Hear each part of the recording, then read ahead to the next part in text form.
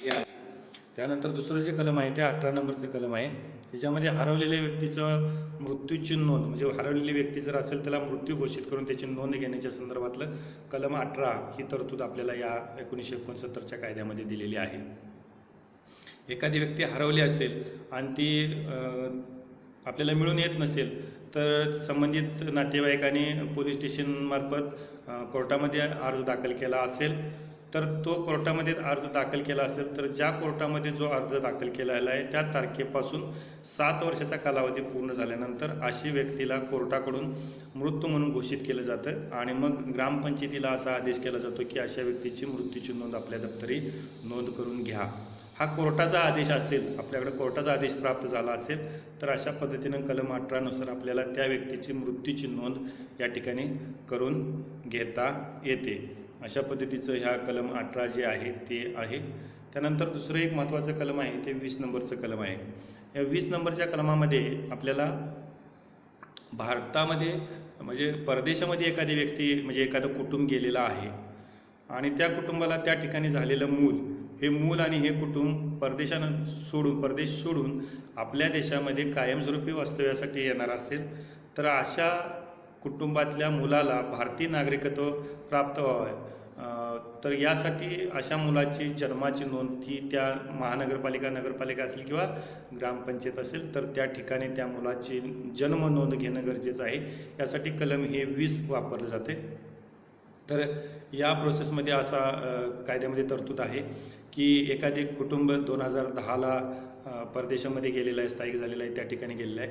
2013 किंवा 14ला त्यांना त्या ठिकाणी मूल झालं असेल आणि 2018ला ते आपल्या देशामध्ये आपल्या गावामध्ये कायमस्वरूपी राहण्यासाठी येत असतील तर भारतीय दूतावासाच्या मार्फत त्यांना एक सर्टिफिकेट दिलं जातं. तर ते असं प्रमाणपत्र त्यांनी ग्रामपंचायतीला 60 दिवसाच्या आत सादर केलं तर अशा मुलाची नोंद आपल्याला या ठिकाणी जन्माची नोंद ही त्या ग्रामपंचायतीला सादर केली म्हणजे कायमस्वरूपी ज्या ठिकाणी राहायला येणार आहेत त्या ग्रामपंचायत असेल किंवा नगरपालिका किंवा महानगरपालिका त्या ठिकाणी घेण्याची तरतूद या कायद्यामध्ये दिलेली आहे आणि ती आपल्याला या ठिकाणी घेता येते. ह्याच्यामध्ये कलम 20 मध्ये मृत्यूच्या बाबतीत सुद्धा त्यांनी एक सूचना दिलेली आहे जे आपल्याला त्यात एक कलम सांगितलेला आहे, अधिकार दिलेला आहे. त्याच्यामध्ये अशी एखादी व्यक्ती परदेशामध्ये मयत झाली असेल आणि त्या मयत झालेल्या व्यक्तीचं प्रेत आपल्या देशामध्ये दहन करण्यासाठी घेऊन आलेले असतील तर त्या प्रेताला घेऊन आल्यानंतर अशा व्यक्तीची मृत्यूच्या नोंदीच्या संदर्भात अशा व्यक्तीची मृत्यूची नोंद ही आपल्या ग्रामपंचायतीला घेता येणार नाही. तर त्याला मृत्यूचा जो दाखला हवा असतो तोच भारतीय दूतावासाने दिलेला जो दाखला आहे तोच त्याचा मृत्यूचा दाखला म्हणून त्याला कायमस्वरूपी वापर करता येईल. तोच दाखला तो वापर करेल. अशा पद्धतीची याच्यामध्ये एक तरतूद आहे. अशी काही महत्त्वाची जी कलमं आहेत ती या ठिकाणी आपण चर्चा करतो. त्याचबरोबर कलमांच्या बरोबर काही महत्त्वाच्या अडचणी आहेत म्हणजे काम करत असताना आपल्याला येणाऱ्या अडचणी आहेत. त्याच्यामध्ये एक महत्त्वाचं म्हणजे दत्तक घेतलेल्या मुलाचे नाव नोंद करत असताना सुद्धा आपल्याला बऱ्याच वेळा अडचण येते. तर 5 सप्टेंबर 2014चं एक परिपत्रक आहे. त्याच्यामध्ये दत्तक जर एखाद्या पालकाचं दत्तक पालक बदलला असतील तर अशा मुलाचे पालकाचे नाव नोंद करण्यासंदर्भात सूचना केलेल्या आहे परिपत्रकानुसार.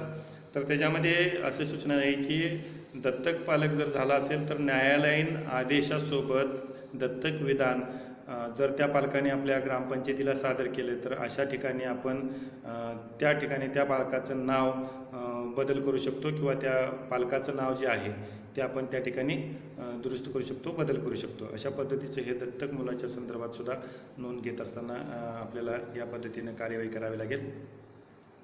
बऱ्याच वेळा ग्रामपंचायत स्तरावर सीमेवर लढणारे फौजी यांचं मृत्यू झाल्यानंतर अशा सैनिकांना आपल्या गावामध्ये दहनविधीसाठी आणलं जातं.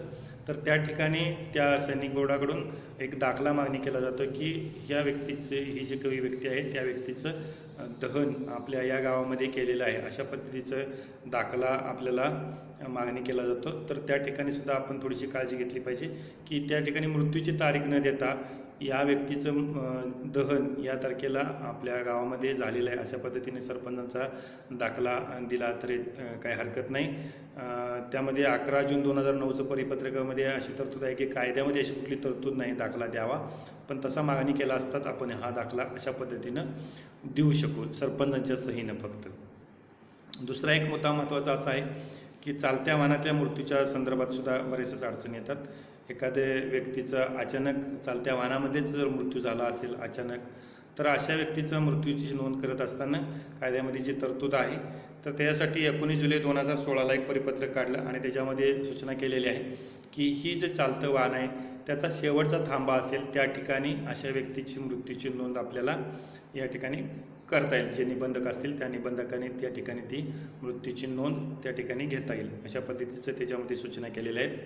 अपघाती मृत्यूच्या बाबतीत सुद्धा एक महत्त्वाचं गोष्ट अशी आहे की अपघाती मृत्यू झाला असेल तर त्याचा जो काही पंचनामा केलेला असेल, चौकशी पंचनामा असेल, त्यामधील नियम 6(2) नुसार हा जो काय पंचनामा झाला आहे त्या पंचनाम्याच्या आधारे जे कोण तपासणी अधिकारी असतील त्यांनीच अशा ठिकाणी मृत्यूच्या जी काही नोंद आहे ती मृत्यूची नोंद करण्यासाठी आदेश करणं गरजेचं आहे. याच्यामध्ये बऱ्याच वेळा असं होतं की एखादी व्यक्ती जंगलामध्ये असेल किंवा अन्य ठिकाणी मयत झालेली आहे आणि नेमकी किती तारखेला मयत झाली हे माहीत नसेल, तर पोलीस स्टेशनकडून बऱ्याच वेळा आपल्याला असं पत्र दिलं जातं की या नावाची ही व्यक्ती आहे, ही व्यक्ती अंदाजे 4 ते 6 तारखेच्या दरम्यान मृत्यू पावलेली आहे आणि अशा पद्धतीनं आपल्या ग्रामपंचायत स्तरावर त्याची मृत्यूची नोंद करून तुम्ही ती आम्हाला दाखला तसा मिळावा असं पोलीस स्टेशनकडून आपल्याला कळवलं जातं. तर अशा ठिकाणी आपल्याला एक महत्त्वाची काळजी घेणं गरजेचं आहे की 4 ते 6 तारखेच्या दरम्यान असा शब्द त्याने दिलेला असतो. नेमकी तारीख त्यांनी फिक्स करून दिलेली नसते. त्यामुळे मृत्यूची तारीख नोंद करत असताना बऱ्याच वेळा असं होतं की 4 ते 6/4/2018 अशा पद्धतीनं त्याची तारीख आपण नोंद करतो किंवा 4 ते 6 म्हटले की मग 5 तारीख असेल असा अंदाज करून आपण 5 तारीख नोंदवतो. तर ती ही पद्धत न वापरता याच्यामध्ये वैद्यकीय अधिकारी जे कोण पोस्टमॉर्टम केलेले वैद्यकीय अधिकारी असतील त्यांच्याकडून त्या मृत्यूचे जे काही व्यक्ती आहे त्या व्यक्तीचं मृत जी तारीख आहे ती त्यांनी सिद्ध करून द्यायची आहे. ती तारीख देतील, मग 4 देतील, 5 देतील किंवा 6 देतील, जी तारीख ते देतील तेच त्यांची मृत्यूची तारीख. अशा पद्धतीनं आपण या ठिकाणी त्यांच्याकडून तसा दाखला मागणी करून त्यानंतरच अशा पद्धतीची नोंद आपल्याला घेता येईल.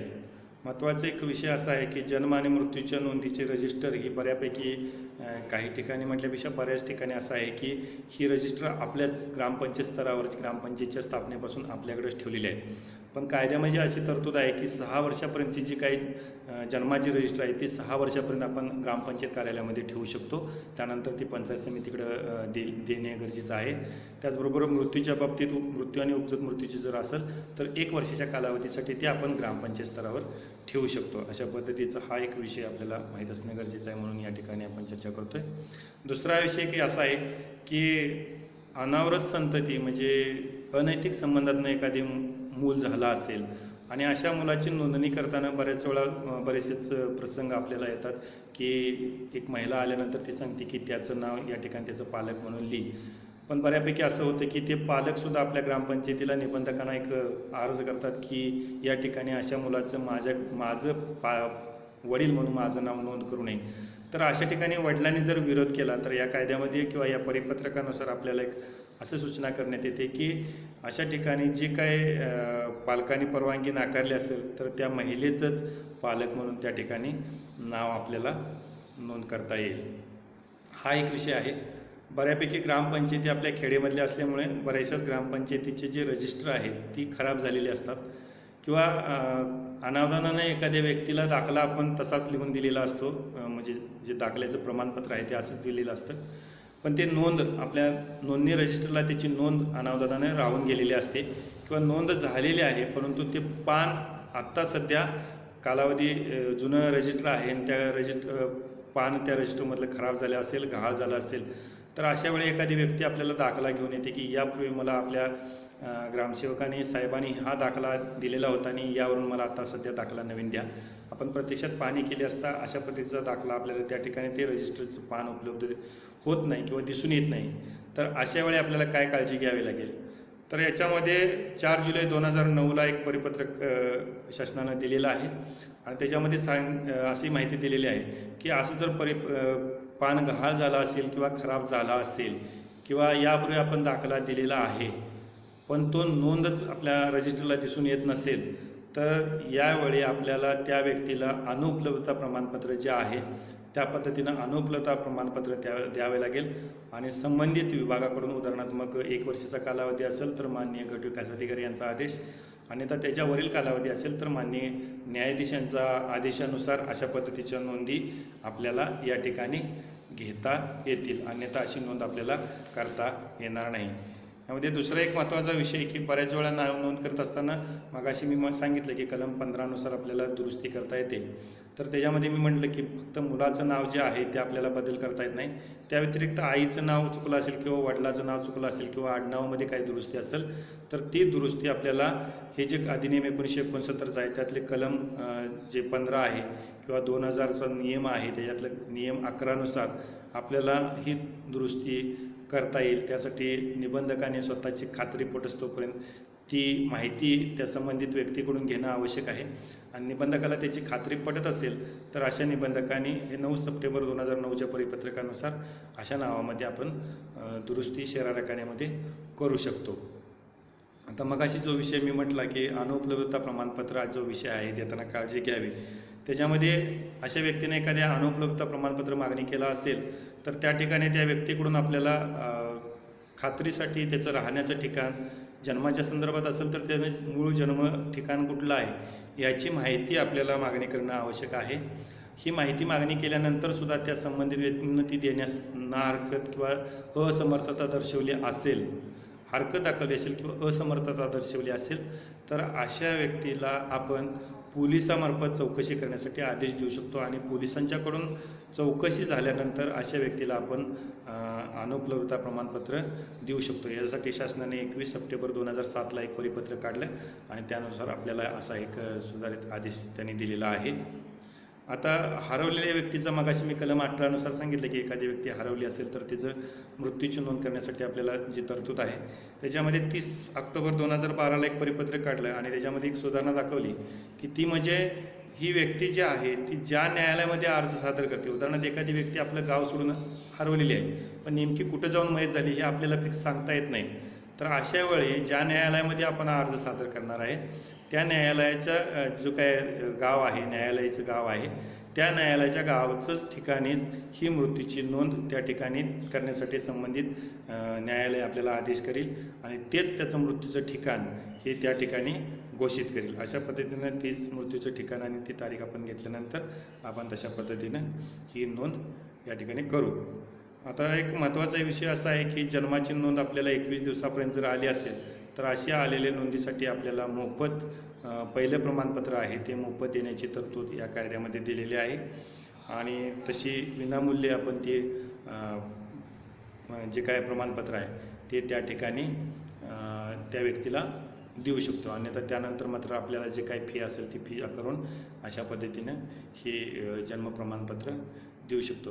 अशा बऱ्याचशाच गोष्टी आहेत जन्म आणि मृत्यूच्या संदर्भात की ज्या कामकाज करत असताना बरेचसे आपल्याला अडचणी येतात. अजूनही खूप विषय आहे पण या ठिकाणी मी थांबतो. परत या संदर्भात आपण सविस्तर परत एक वेळ आपण याच्यावर चर्चा करू. धन्यवाद.